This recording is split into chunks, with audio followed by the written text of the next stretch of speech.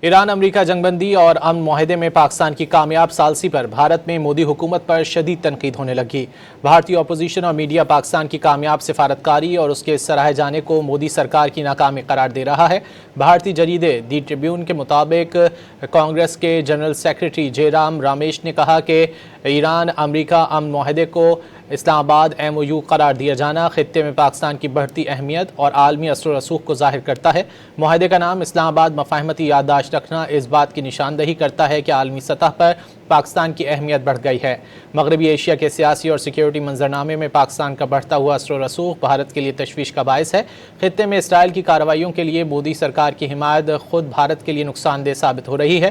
مودی کا ٹرمپ کے سامنے مسلسل خوش آمد پسندانہ رویہ بھارت کے لیے شرمناک اور قومی مفادات کے منافی ہے۔